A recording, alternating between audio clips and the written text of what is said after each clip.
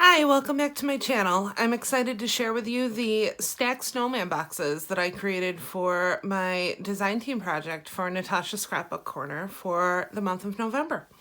I created these boxes using a tutorial that Carol Herlock created for the Loaded Envelopes Galore More Facebook group. She is hosting one of our November swaps. I encourage you to check out her video, which was, I will link it below. I will not be doing a tutorial on this because Carol's work, she did a really good tutorial. I really encourage you to go check her out and support other local artists. But I will be sharing a couple of the snowman boxes that I've created. This video is in regards to the Shabby Chic one that I created, and I am using this for Carol's swap. I will go over the swap requirements in this. The other snowman that I created, I have not shared on YouTube yet, but I did share it on Instagram and Facebook. I am keeping that snowman. It was the first one that I did, and I absolutely loved it. I did have a couple questions on how I did the faux birch paper that I used for it. So I am going to follow up this video with a tutorial showing both the snowman and how to create the faux birch paper that I used. So stay tuned for that. But for now, let's look at the shabby gorgeousness in front of us. The boxes are 4x4, 3 1/4 by 3 1/4, 2 1/2 by 2 1/2, and then the hat is 1 3/4 by 1 3/4. The base I made like about 1.5 inches bigger. But each box had to have embellishments, tags, and such, and I'll go over those with you as well.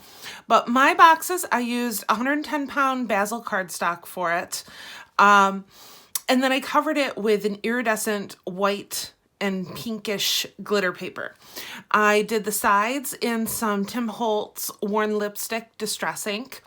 And then I also used, you'll be seeing some of this fake snow that I use.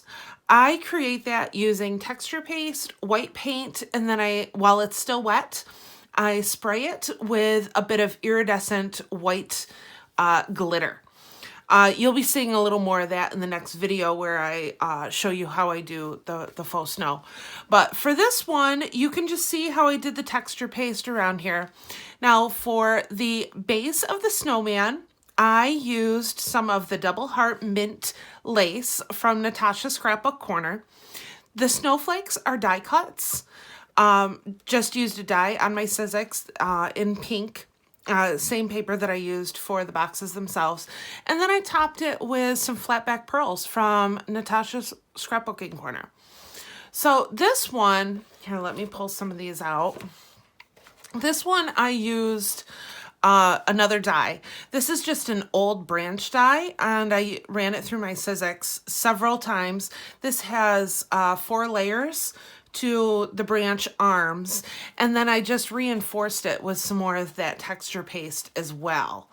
And then let me see, this is my snow lady's face right here. So I used a little bit of extra of the ink. I actually used distress markers for my snow lady's face. Once again, these are some flat back pearls from the shop. These ones are trimmed in gold. I did not do, I varied a little bit from Carol's tutorial on a couple different things, but the nose I did not make out of paper. I just used an air dry clay for it and then painted it with a little bit of orange paint. And then I also did some of the texture paste on top of that. Now I wanted to give my girl a scarf, so I used some of the mint tulle. This is just a gathered tulle trim from Natasha's Scrapbook Corner. The pink tinsel trim is vintage. I have had it in my stash a really long time. I only use it on special occasions because it is vintage and I absolutely love it. Aren't we weird like that with our supplies? I hoard things. And some eyelash trim underneath that with some pink seam binding from Natasha Scrapbook Corner. The flowers in the center, the white one is from the shop. The pink I actually received from Letty Aguilera. We did a swap last month over at Natasha Scrapbook Corner for the Christmas embellishment swap. It was just like a build your stash series. And I received these really teeny tiny, if you look really close, pink clay flowers from her, and they're absolutely stunning, and I couldn't wait to use them. But then the pines in the background, I just buy one of the fake pine branches and stems from like Michael's or Joann's, and then I cut it down. Super simple. Let me see. So the hat, once again, you'll see the tinsel trim, and I used the railroad crochet trim from Natasha's Scrapbooking Corner to as a base for it. Once again, you'll find some seam binding. The pink flower is from the shop as well, and then you'll see another appearance of those little teeny tiny white flowers that Letty gave me, and then a little bit of pine. But the nice thing is these stack right back up as soon as your partner unwraps them. So it makes it a lot easier for shipping these. And I didn't put inside what I had created just to make it a little easier on me. So the 4x4 box, you had to do 2 handmade tags and then 2 altered snowflakes. Now the snowflakes could be just from Dollar Tree or Walmart. I played with mine a little bit. This pink one is actually a white base, but I added a little distress ink to it, and then I also used some distress glitter on top of it, and it turned out really pretty.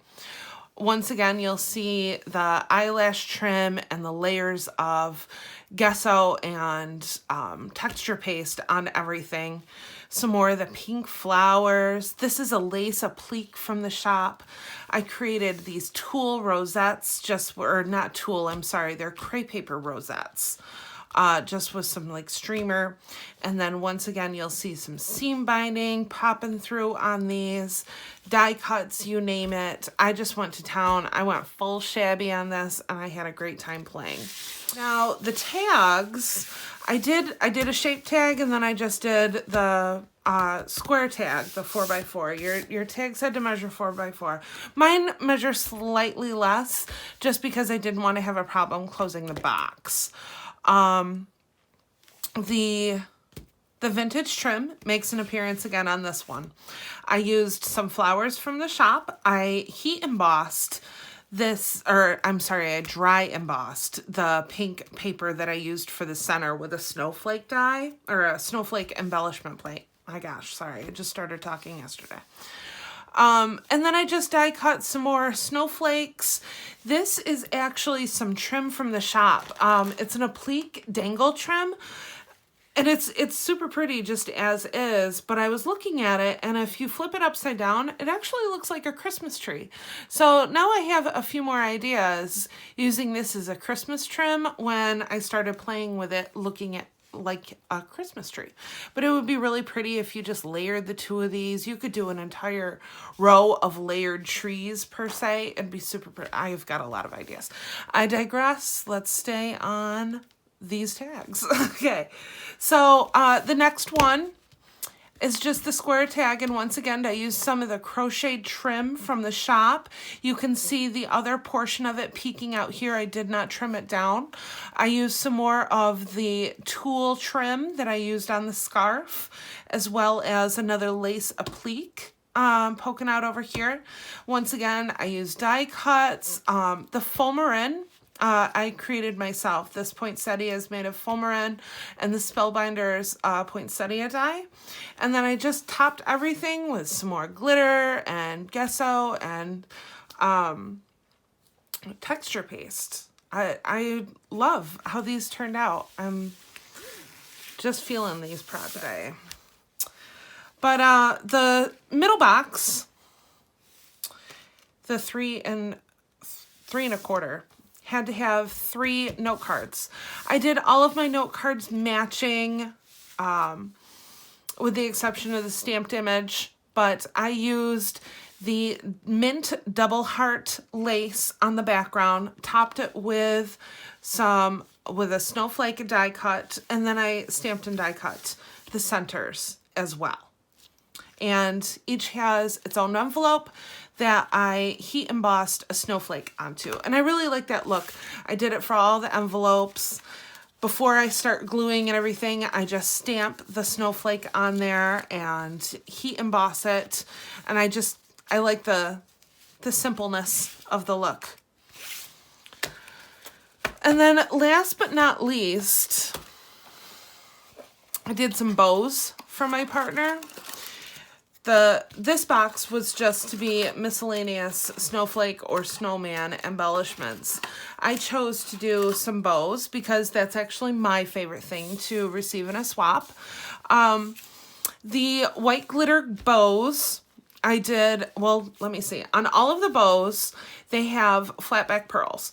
The silver snowflaked ones have just the regular flat back pearl. The gold snowflaked ones have the gold backed flat back pearls. Let me see. For each of these, I did dry embossing on these two, just using a snowflake die and my Sizzix. These I heat embossed using a snowflake background stamp and then some white embossing powder. The hat is a box as well. I don't know if I mentioned that, but all we have to do is put some chocolate or sweets in there for our partner. So I'm probably just going to add, I have some of the peppermint bark Lindor truffles that I'll add to mine.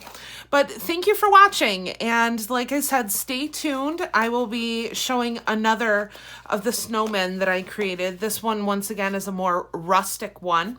And I will be doing the faux birch paper tutorial that I use to decorate the snowman. But stop on over to Natasha's Scrapbook Corner and check out all of the gorgeousness that she has. I hope I've given you some ideas on how to use some of the pretty trims and given you a little shabby chic feel for Christmas.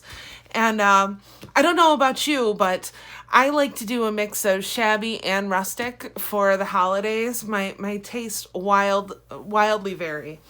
But thank you for tuning in, and don't forget to like and subscribe, and use my code GEN10 for 10% off your entire purchase. Bye!